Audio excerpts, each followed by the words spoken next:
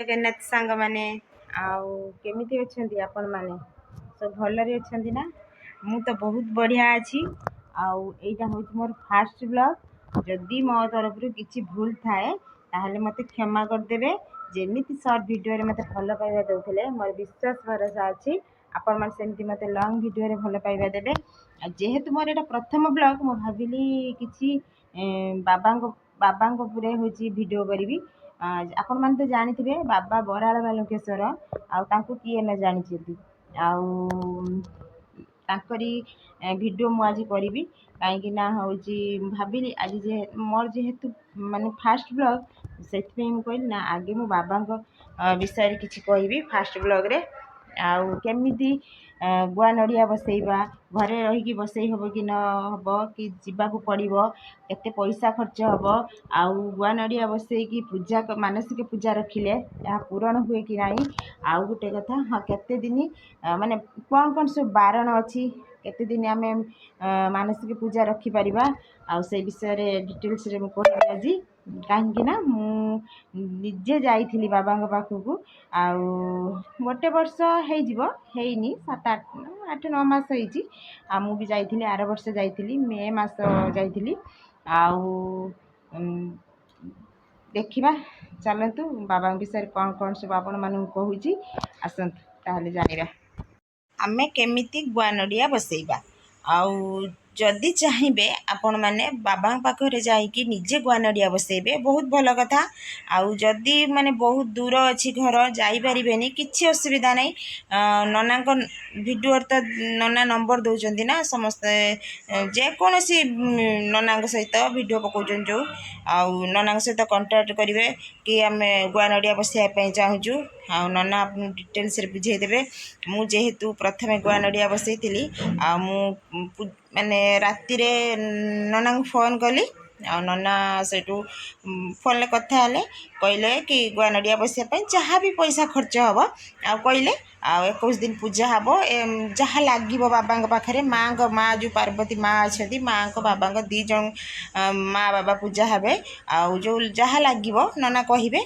ଆଉ ଗୁଆ ନଡ଼ିଆ ବସାଇବା ପାଇଁ କେତେ ପଇସା, ଆଉ ଯେଉଁ ପାଣି ଢାଳିବେ, ଯେଉଁ ମାନସିକ ପୂଜା କରିବେ, ଯେଉଁ ପାଣି ଢାଳୁଛନ୍ତି ଦେଖୁଛନ୍ତି ଭିଡ଼ିଓରେ ଦେଖିବେ ସବୁ, ଯେଉଁ ବୃଷଭଙ୍କ ଉପରେ ପାଣି ଢାଳୁଥିବେ, ଆଉ ସୂର୍ଯ୍ୟଙ୍କୁ ଯେଉଁ ପାଣି ଦେଉଥିବେ, ଆଉ ସେଟା ବସାଇବା ପାଇଁ ପଇସା ଆପଣଙ୍କୁ ଡିଟେଲ୍ସରେ ନନା କହିଦେବେ।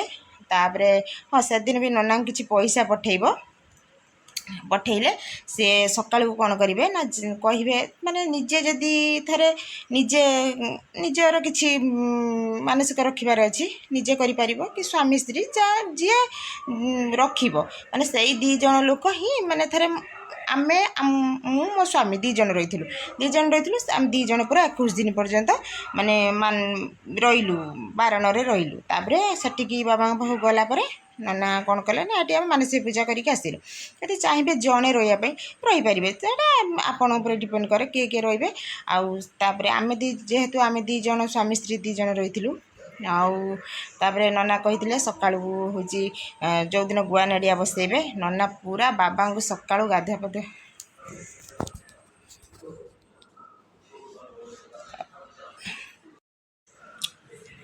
ସକାଳୁ ଗାଧୁଆ ପାଧୁଆ ସାରି ଆଉ ଆମେ ବସିଥିଲୁ। ଆଉ ଦୀପ ଲଗେଇକି ନନା କହିଥିଲେ ସକାଳୁ ଗାଧୋଇ ସାରିଲା ପରେ ଦୀପ ଗୋଟେ ଲଗେଇକି ବସିବ।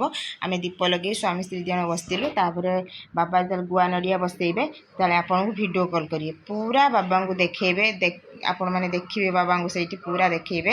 ତାପରେ ଗୁଆ ନଡ଼ିଆ ବସାଇବେ। ଆଉ ଗୁଆ ନଡ଼ିଆ ବସାଇବେ ଯେଉଁ ଦିନଠୁ ଗୁଆ ନଡ଼ିଆ ବସିବେ ପୁରା 21 ଦିନ ଟୋଟାଲ୍ ପୁରା ଆମିଷ, ଆଉ ପିଆଜ ରସୁଣ, ଖଟା, ପିତା, କଷା, ପୋଡ଼ା ଆଉ ପାଗ, ଏତିକି ପୁରା ବାରଣ 21 ଦିନ ପର୍ଯ୍ୟନ୍ତ। ଆଉ ସୋମବାର ଯେଉଁମାନଙ୍କର ଥରେ ଗ୍ୟାସ୍ ପ୍ରୋବ୍ଲେମ୍ ଅଛି, ପେଟ ଗ୍ୟାସ୍ ପ୍ରୋବ୍ଲେମ୍ ଅଛି, ସେମାନେ ସୋମବାର ଅରୁଆ ଖାଇବେ। ଆଉ ପ୍ରତ୍ୟେକ ଦିନ କିନ୍ତୁ ଉଷୁନା ଖାଇବେ, କିନ୍ତୁ ଖଟା, ପିତା, କଷା, ପୋଡ଼ା ଆଉ ପାଗ ଆଉ ଆମିଷ, ଏଟା ପୁରା ବାରଣ। ଏଟା 21 ଦିନ ପର୍ଯ୍ୟନ୍ତ ଟୋଟାଲ୍ ଖାଇବେ ନାହିଁ। ଆଉ ଯଦି ଚାହିଁବେ ଆପଣମାନେ ପୁରା 21 ଦିନ ଅରୁଆ ଖାଇବେ କିଛି ଅସୁବିଧା ନାହିଁ, ଖାଇପାରିବେ। ମୁଁ ତ ଯେତେବେଳେ ପୂଜା ମାନସିକ ରଖିଥିଲି, ମୁଁ ମୋ ସ୍ୱାମୀ ଖାଆନ୍ତିନି ସିଏ, ଆଉ ସିଏ ଖାଲି ସୋମବାର ଖାଆନ୍ତି ଅରୁଆ, ଆଉ ବିନା ପିଆଜ ରସୁଣ ଆମିଷ, ଆଉ କଷା ପିତା ଖଟା ପୋଡ଼ା ପାଗ ଏଟା ମାନେ ଟୋଟାଲ୍ ତ ସିଏ ମାନନ୍ତି, କେବଳ ସୋମବାର ଅରୁଆ ଖାଆନ୍ତି।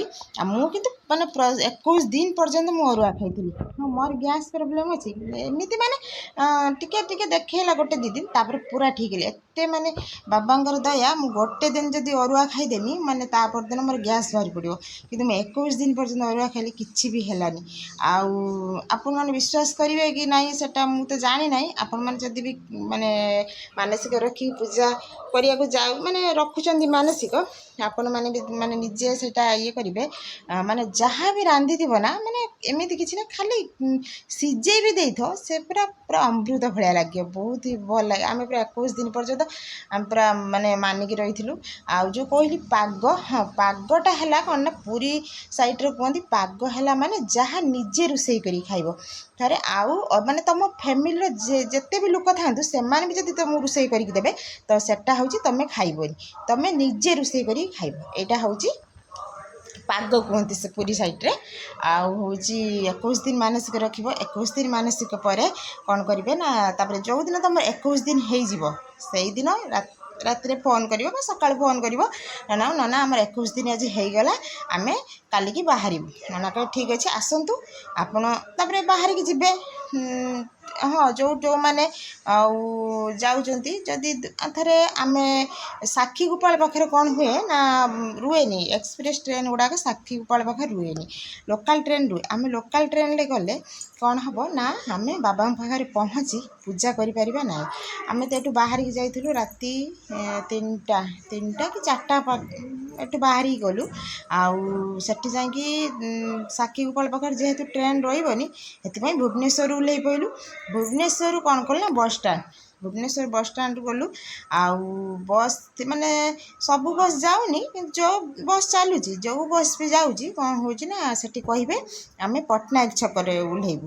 ବାସ୍ ପଟ୍ଟନାୟକ ଛକ ଯେଉଁ ବସ୍ ଯିବ ସେଥିରେ ଯିବେ, ଆଉ ସିଏ ପଟ୍ଟନାୟକ ଛକ ପାଖରେ ଓହ୍ଲେଇ ଦେବେ। ପଟ୍ଟନାୟକ ଛକ ପାଖରେ ସେଠି କିଛି ଅସୁବିଧା ନାହିଁ। ପଟ୍ଟନାୟକ ଛକରେ ଓହ୍ଲେଇଲା ମାନେ ମାତ୍ରେ କ'ଣ ହେବ ନା, ବାବାଙ୍କ ନାଁ ଲେଖା ହେଇଛି, ବୋର୍ଡ଼ରେ ଲେଖା ହେଇଛି ବାବା ବରାଳ ବାଲୁଙ୍କେଶ୍ୱରଙ୍କ ନାଁ ଲେଖା ହେଇଛି।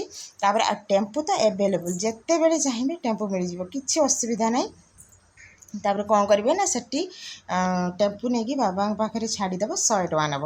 ବାସ୍ ଟେମ୍ପୁରେ ଗଲେ, ଆଉ ଯେଉଁ ନନାଙ୍କ ସହିତ ଆପଣ କଣ୍ଟାକ୍ଟରେ ଥିବେ ସେ ନନାଙ୍କୁ ଫୋନ୍ କରିବେ, ନନା ଆସିବେ, ଆଉ ଆପଣଙ୍କୁ ଡିଟେଲ୍ସରେ ନନା ତାପରେ ବୁଝେଇ ଦେବେ କ'ଣ କରିବେ। ଆମେ ଯେହେତୁ ଯାଇଥିଲୁ ସ୍ୱାମୀ ସ୍ତ୍ରୀ, ନନାଙ୍କ ସେଠି ରୁମ୍ ଅଛି, ସେଠୁ ଗଲୁ, ମାନେ ଯେଉଁ ଲୁଗା ପିନ୍ଧିକି ଯାଇଥିଲୁ ସେଠୁ ଚେଞ୍ଜ କଲୁ। ଚେଞ୍ଜ କରିସାରିଲା ପରେ ପୁରୁଣା ବସ୍ତ୍ର ପିନ୍ଧିଲୁ। ପୁରୁଣା ବସ୍ତ୍ର ଆମେ ସ୍ୱାମୀ ସ୍ତ୍ରୀ 2 ଜଣ ପିନ୍ଧିଲୁ। ପିନ୍ଧି ସାରିଲା ପରେ ତାପରେ ଗଲୁ ବାବାଙ୍କ ପାଖରେ। ସେଠି 108 ଗରା କଳସର ପାଣି ବାବାଙ୍କ ମୁଣ୍ଡରେ ଢଳା ହେବ। 107 ଗରା କଳସ ପାଣି ବାବାଙ୍କ ମୁଣ୍ଡରେ ଢଳା ହେବ। ଆଉ ଗୋଟେ ଗରା ପାଣି କ'ଣ ହେବ ନା, ଯେଉଁ ବୃଷଭ ଯେଉଁ ପାଣିରେ ଗାଧୋଇଥିବେ, ସେଇ ପାଣିକି କ'ଣ କରିବେ ନା, ହେଉଛି ତୁମକୁ ଗାଧୋଇ ଦେବେ ବୃଷଭଙ୍କ ପାଖରେ। ଆମେ ସ୍ୱାମୀ ସ୍ତ୍ରୀ 2 ଜଣ ସେଠି ବସିକି ରହିଲୁ, ଆଉ ମାନେ ବୃଷଭକୁ ଏମିତି ଧରିକି ରହିଲୁ। ଆଉ ନନା ତାଙ୍କର ଗାଧୋଇ ଦେଲେ। ହଁ, ପୁଷ୍ପାଞ୍ଜଳି ଦେଲୁ, ବାବାଙ୍କ ଯାଇ ପୁଷ୍ପାଞ୍ଜଳି ଦେଲୁ। ତାପରେ 108 ଗରା ପାଣି ପୂଜା ହେଲା। ପୂଜା ହେଇସାରିଲା ପରେ ବାବାଙ୍କ ଉପରେ ଢଳା ହେଲା। ତାପରେ ହେଉଛି ବୃଷଭଙ୍କ ଉପରେ ଆମେ ଯେଉଁ ଗଲୁ ବସିଲୁ, ସେଠି ନନା ଗାଧୋଇ ଦେଲେ। ଗାଧୋଇ ଦେଇ ସାରିଲା ପରେ ତାପରେ ପୁଣି ଗଲୁ ସୂର୍ଯ୍ୟଙ୍କୁ ବାହାରେ ଯେଉଁ ଦେଖୁଥିବେ ଭିଡ଼ିଓରେ ସବୁ ବାହାର ପଟରେ ବି ପାଣି ଢାଳନ୍ତି, ସେଇ ବାହାର ପଟରେ ଯାଇକି ବସିଲୁ। ଆଉ ତାପରେ ସେଠି ବି ନନା ଆମକୁ ପାଣିରେ ଗାଧୋଇ ଦେଲେ। ତାପରେ ହେଉଛି କ'ଣ କଲେ ନା, ଯେଉଁ ପୁରୁଣା ବସ୍ତ୍ର କହୁନି, ଏମିତି ସବୁ କିଛି ଫୋପାଡ଼ିବନି। ତୁମ ସ୍ୱାମୀ ଯାହା ପିନ୍ଧିଥିବେ ତାଙ୍କର ଗୋଟେ ପୁରୁଣା ବସ୍ତ୍ର, ଆଉ ଥରେ ମୁଁ ଯାହା ପିନ୍ଧିଥିବି ମୋର ଗୋଟେ ପୁରୁଣା ବସ୍ତ୍ର। କ'ଣ ହେଲା ନା, 2ଟା ସ୍ୱାମୀଙ୍କର ଗୋଟେ, ମୋର ଗୋଟେ, 2ଟା ପୁରୁଣା ବସ୍ତ୍ର। ଆଉ ନନା କିଛି କହିଥିଲେ ଘରେ ନେଇକି ଯିବା ଲାଗି, ଏଇଟା ସମସ୍ତଙ୍କୁ କହିବି କ'ଣ ମୁଁ ଜାଣିନି, କିନ୍ତୁ ମୋତେ କହିଥିଲେ। ଆଉ ନେଇକି ଯାଇଥିଲୁ। ଆଉ ସେଠି ଗୋଟେ ଗଢ଼ିଆ ଅଛି, ସେଠି ବହୁତ ସାରା ବସ୍ତ୍ର ମାନେ କୁପଡ଼ା ହେଇଛି। ଆଉ ସେଠିକି ଯାଇସାରିଲା ପରେ ସେଠି ଯାହା ମାନସିକ ରଖିଥିବ ସେଠି କହିକି ଫୋପାଡ଼ି ଦେଇକି ପଳେଇ ଆସିବ। ଆସିଲା ପରେ ପୁଣି ସେଠି କ'ଣ ନନାଙ୍କ ରୁମ୍ ଅଛି ସବୁ ଚେଞ୍ଜ କରିକି ଲୁଗାପଟା ଚେଞ୍ଜ କରିକି ତାପରେ ବାବାଙ୍କ ପାଖକୁ ଗଲୁ। ଆଉ ବାବାଙ୍କୁ ଯାଇକି ସବୁ ଦେଖିଲୁ। ତାପରେ ମାଆଙ୍କ ପାଖକୁ ଗଲୁ। ଏଠି ପାର୍ବତୀ ମା, ରାଧାକୃଷ୍ଣ, ମଙ୍ଗଳା, ଦୁର୍ଗା ସବୁ ଦେବାଦେବୀ ମନ୍ଦିର ଏଠି ପୂଜା ପାଉଛନ୍ତି।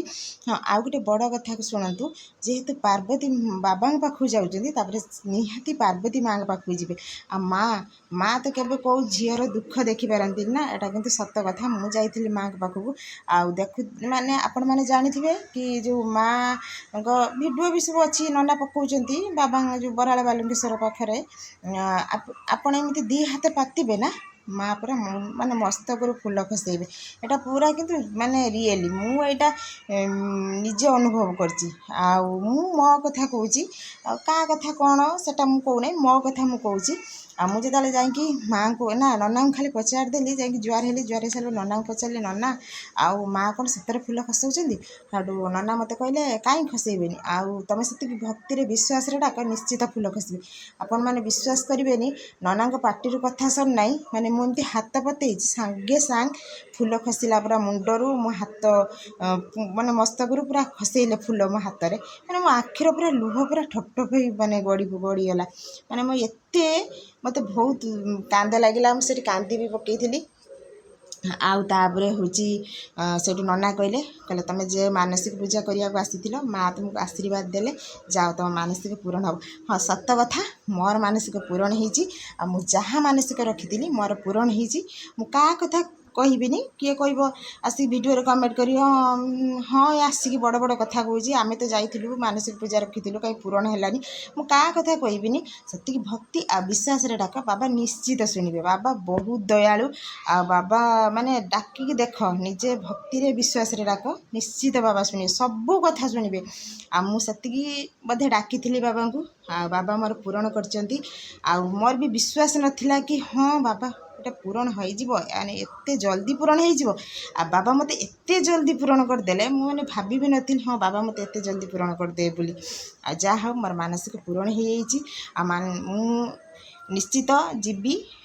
ୟାର ଭିତରେ ଯିବାର ଅଛି ଆମର ବାବାଙ୍କ ପାଖକୁ, କାହିଁକିନା ଆମର ବାବାଙ୍କ ପାଖରେ ବାନା ବାନ୍ଧିବାର ଅଛି। ମାନସିକ ରଖିଥିଲେ, ମୋର ମାନସିକ ପୂରଣ ହେଲେ ବାନା ବାନ୍ଧିବି। ଆଉ ମୋର ଯେହେତୁ ମାନସିକ ପୂରଣ ହେଇଯାଇଛି, ସେଥିପାଇଁ ମୁଁ ବାବାଙ୍କ ପାଖକୁ ଯିବି, ବାନା ବାନ୍ଧିକି ଆସିବି। ଆଉ ମୁଁ ସେତେବେଳେ ତ ବ୍ଲଗ୍ କରୁନଥିଲି, ଏବେ ତ ବ୍ଲଗ୍ କଲିଣି। ଆଉ ମୁଁ ଯିବି, ଆଉ ଦେଖେଇବି ମୁଁ କେମିତି ବାବାଙ୍କ ପାଖକୁ ଗଲି, କେମିତି ବାନା ବନ୍ଧା ହେଲା। ଆଉ ନନାଙ୍କ ସହିତ ସେଠି ବି ଦେଖା କରେଇଦେବି। ଆଉ ମନ୍ଦିର ସବୁ ଚାରି ସାଇଡ଼୍ ବୁଲିକି ଦେଖେଇବି। ଭିଡ଼ିଓରେ ଆପଣମାନେ ଦେଖିବେ। ଆଉ କ'ଣ କହିବି, ଆଉ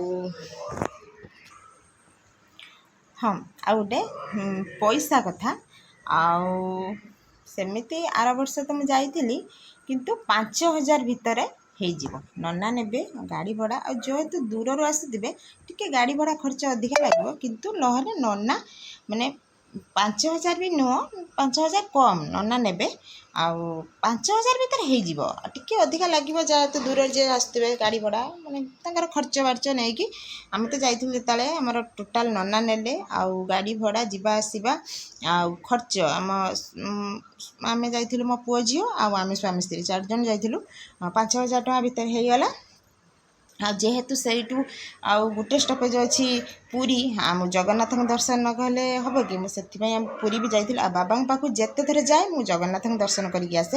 ମୁଁ ବାବାଙ୍କ ପାଖକୁ 2 ଥର ହେଲା ଗଲିଣି। ଥରେ ଯାଇଥିଲି ମାନସିକ ରଖି ମାନସିକ ପୂଜା କରିକି ଆସିଲି। ଆଉ ଦ୍ୱିତୀୟ ଥର ଯାଇଥିଲି ଶ୍ରାବଣ ମାସରେ ପାଣି ଢାଳିବାକୁ। ମୁଁ କହିଲି ମୋ ବାବାଙ୍କ ପାଖରେ ଶ୍ରାବଣ ମାସରେ ମୁଁ କେବେ କେଉଁଠି ବି ଝିଅ ବେଳୁ ବାହା ହେଇକି ଆସିଲେଣି, ମାନେ ଏତେ ଦିନ ହେଇଗଲାଣି, କେବେ ବି ପାଣି ଢାଳି ନଥିଲି। ଶ୍ରାବଣ ମାସରେ ଯାଇଥିଲି ପାଣି ଢାଳିବାକୁ। ଆଉ ଯେହେତୁ ଜାଣିଥିବେ ଭାର୍ଗବୀ ନଦୀ କୂଳ, ଆଉ ରାମଚନ୍ଦ୍ର ଯେତେବେଳେ ବନବାସ ଯାଇଥିଲେ, ସେଠି ରାମଚନ୍ଦ୍ର ବାଲିରେ ଶିବଲିଙ୍ଗ ସ୍ଥାପନ କରିଥିଲେ। ସେଇଟା ହେଉଛି ବରାଳ ବାଲୁଙ୍କେଶ୍ୱର ନାମରେ ମାନେ ପରିଚୟ ହେଇଛି।